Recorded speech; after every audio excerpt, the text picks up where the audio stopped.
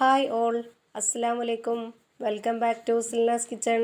ഇന്നത്തെ റെസിപ്പി ഒരു ബണ്ണിൻ്റെ റെസിപ്പിയാണ്. കടയിൽ നിന്നൊക്കെ മേടിച്ച് കഴിക്കുന്നതിനേക്കാളും നല്ല ടേസ്റ്റി ആയിട്ടുള്ള, നല്ല സോഫ്റ്റ് ആയിട്ടുള്ള, ബട്ടർ ഒന്നും യൂസ് ചെയ്യാത്ത ഒരു അടിപൊളി ടേസ്റ്റി ബണ്ണിൻ്റെ റെസിപ്പിയാണ്. കുട്ടികൾക്കും വലിയവർക്കുമെല്ലാം ഒരുപോലെ ഇഷ്ടാവുന്ന നല്ല ടേസ്റ്റി ആയിട്ടുള്ള ഒരു അടിപൊളി ബണ്ണിൻ്റെ റെസിപ്പിയാണ്. അപ്പോൾ നമ്മുടെ ഈ ഒരു വീഡിയോയിലോട്ട് കിടക്കുന്നതിന് മുമ്പായി തന്നെ സിൽനാസ് കിച്ചൺ ചാനൽ ആദ്യമായിട്ട് കാണുന്നവരാണെങ്കിൽ പ്ലീസ് ഒന്ന് സബ്സ്ക്രൈബ് ചെയ്തേക്കണേ. ഒപ്പം തന്നെ ഈ വീഡിയോസ് നിങ്ങൾക്ക് ഇഷ്ടപ്പെടുകയാണെങ്കിൽ ഒരു ലൈക്ക് ചെയ്യാനും മറക്കരുതേ. അപ്പോൾ ഇതെങ്ങനെയാണ് തയ്യാറാക്കുന്നതെന്ന് അറിയാൻ വേണ്ടി വീഡിയോ ഫുള്ളായിട്ടൊന്ന് കണ്ടു നോക്കാം. അപ്പോൾ ഈ ഒരു ബണ്ണ് തയ്യാറാക്കാനായിട്ട് ഞാനിവിടെ ഒരു പാത്രത്തിലേക്ക് 250 ml കപ്പിൻ്റെ അളവിൽ ഇളം ചൂടുള്ള പാലാണ് ആദ്യം തന്നെ ഒഴിച്ചു കൊടുക്കുന്നത്. നല്ല കട്ടിയുള്ള പശുവിൻ പാലാണ് ഒഴിച്ചു കൊടുക്കുന്നത്. ഇനി ഇതിലേക്കൊരു 2 കോഴിമുട്ട പൊട്ടിച്ചൊഴിച്ചു കൊടുക്കാം. ഫ്രിഡ്ജിൽ വെച്ചിരുന്ന മുട്ടയാണെന്നുണ്ടെങ്കിൽ നേരത്തെ തന്നെ പുറത്തെടുത്ത് വെക്കുക. എന്നിട്ട് നന്നായിട്ട് തണുപ്പൊക്കെ പോയതിന് ശേഷം വേണം ഇതിലേക്ക് പൊട്ടിച്ചൊഴിച്ചു കൊടുക്കാനായിട്ട്. എങ്കിലേ ഇത് നന്നായിട്ട് ആക്റ്റീവായി വരുള്ളൂ. ഇനി നമ്മുടെ ബണ്ണിനൊരു സോഫ്റ്റ്നെസ് കിട്ടാൻ വേണ്ടിയിട്ട് ഒരു നുള്ള് സോഡാപ്പൊടി ഇട്ട് കൊടുക്കുന്നുണ്ട്. പിന്നെ ഇതുപോലെ 1 ടേബിൾ സ്പൂൺ അളവിൽ ഈസ്റ്റാണ് ഇട്ട് കൊടുക്കുന്നത്. അടുത്തതായി ഇതുപോലെ 15 ml ഒരു സ്പൂൺ അളവിൽ 2.5 സ്പൂൺ അളവ് പാൽപ്പൊടിയാണ് ഇട്ട് കൊടുക്കുന്നത്. ഈ ഒരു ബണ്ണിന് പാൽപ്പൊടി സ്കിപ്പ് ചെയ്യരുത്. പാൽപ്പൊടി കൂടി ഇട്ട് കൊടുക്കുമ്പോഴാണ് നല്ല ടേസ്റ്റ് കിട്ടുന്നത്. പിന്നെ നമുക്കിതിൽ ആവശ്യമുള്ള പഞ്ചസാര ചേർത്ത് കൊടുക്കാം. ഞാനിപ്പോൾ ഇവിടെ ലൈറ്റ് ആയിട്ടുള്ള മധുരം തന്നെയാണ് ചേർത്ത് കൊടുക്കുന്നത്. നമ്മൾ വീട്ടിൽ തയ്യാറാക്കി എടുക്കുമ്പോൾ നമ്മുടെ ഇഷ്ടത്തിനനുസരിച്ച് ചെയ്തിട്ടെടുക്കാവുന്നതാണ്. അപ്പോൾ അത് മധുരം ഓരോരുത്തരുടെ ഇഷ്ടത്തിനനുസരിച്ച് കൂട്ടിയും കുറച്ചൊക്കെ ഇട്ട് കൊടുക്കുക. ഞാനിപ്പോൾ ഇതിലേക്ക് ഇട്ട് കൊടുത്തിട്ടുള്ള പഞ്ചസാരയുടെ അളവ് 3.5 ടേബിൾ സ്പൂൺ പഞ്ചസാരയാണ്. പിന്നെ ഇതിലേക്ക് മധുരത്തിനൊന്ന് ബാലൻസ് ചെയ്യാനായിട്ട് ഒരു നുള്ള് ഉപ്പും കൂടെ ഇട്ട് കൊടുത്തതിന് ശേഷം ഇതുപോലൊരു ഹാൻഡ് വിസ്ക് വെച്ചിട്ട് നന്നായിട്ടൊന്ന് ബീറ്റ് ചെയ്തിട്ടെടുക്കുന്നുണ്ട്. ബീറ്റർ വെച്ചിട്ട് ബീറ്റ് ചെയ്യണം എന്നുള്ളവർക്ക് അങ്ങനെ ചെയ്തിട്ടെടുക്കാം. എന്തായാലും നല്ല പോലെ ഒന്ന് ബീറ്റ് ചെയ്തിട്ടെടുക്കണം. അപ്പോൾ നമ്മുടെ സിൽനാസ് കിച്ചൺ ചാനലിൽ ഇതിനു മുമ്പും ചോക്ലേറ്റ് ബണ്ണിൻ്റെയും സാദാ ബണ്ണിൻ്റെയും വീഡിയോസ് അപ്ലോഡ് ചെയ്തിട്ടുണ്ടായിരുന്നു. ആ വീഡിയോസ് കാണാൻ താല്പര്യമുള്ളവർക്ക് സിൽനാസ് കിച്ചൺ ബൺ റെസിപ്പി എന്ന് ടൈപ്പ് ചെയ്ത് സെർച്ച് ചെയ്ത് കഴിഞ്ഞാൽ കിട്ടുന്നതാണ്. ഇതുപോലെ നന്നായിട്ടൊന്ന് ബീറ്റ് ചെയ്തെടുത്ത ശേഷം ഞാനിപ്പോൾ ഇതൊരു 10 മിനിറ്റ് നേരത്തേക്ക് ഈസ്റ്റ് ഒന്ന് ആക്റ്റീവ് ആവാനായിട്ട് അടച്ചു വെച്ചിരുന്നു. ഇനി നമുക്കിതൊന്ന് തുറന്നതിന് ശേഷം ഇതിലേക്ക് മൈദ ഇട്ട് കൊടുക്കാം. ആദ്യം തന്നെ ഞാൻ ഇതിലേക്ക് ഇട്ട് കൊടുക്കുന്നത് 250 ml കപ്പിൻ്റെ അളവിൽ 2.5 കപ്പ് മൈദയാണ്. ഓരോ കപ്പും ഇതുപോലെ നന്നായിട്ട് നിറച്ചെടുത്തിട്ടുണ്ട്. ഈ ഒരു 2.5 കപ്പിലുള്ള മൈദ ഇട്ട് കൊടുത്തതിന് ശേഷം നമുക്ക് ഇത് നന്നായിട്ടൊന്ന് ഇളക്കി കൊടുക്കണം.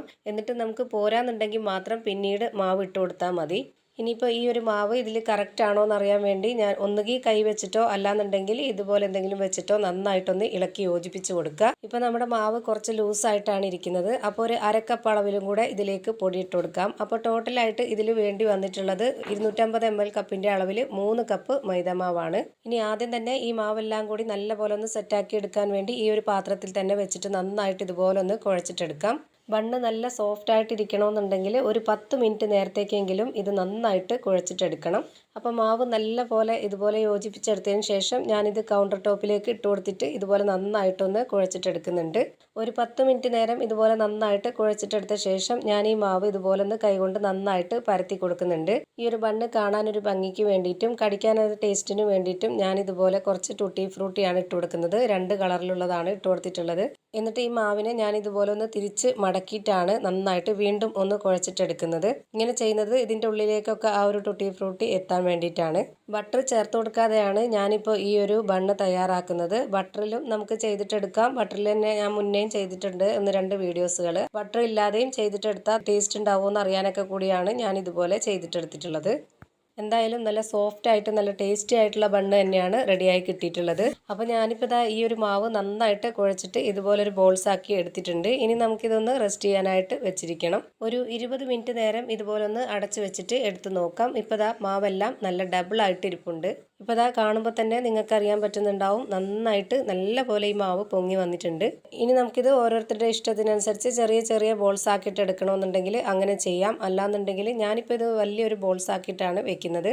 അപ്പോൾ അതിന് വേണ്ടിയിട്ട് ഞാനിവിടെ ഈ ഒരു ബോർഡിൽ വെച്ചിട്ട് ഈ മാവ് നന്നായിട്ട് ഇതുപോലെ കൈകൊണ്ടൊന്ന് പരത്തിയതിന് ശേഷം ഇതിൻ്റെ 2 അറ്റവും ഇതുപോലെ ഒന്ന് മടക്കി കൊടുക്കുന്നുണ്ട്. എന്നിട്ട് ഇതിൻ്റെ മറ്റേ അറ്റവും കൂടെ ഇതുപോലെ ഒന്ന് മടക്കിയതിന് ശേഷം നമുക്കിത് ഒന്നുകൂടി നന്നായിട്ട് ബോൾസ് ആക്കിയിട്ട് എടുക്കണം. ഇതുപോലെ ചെയ്തിട്ടെടുക്കുന്നത് ഇത് വെന്ത് വരുമ്പോൾ നല്ല ഡബിൾ ആയിട്ട് പൊങ്ങി വരാൻ വേണ്ടിയിട്ടാണ്.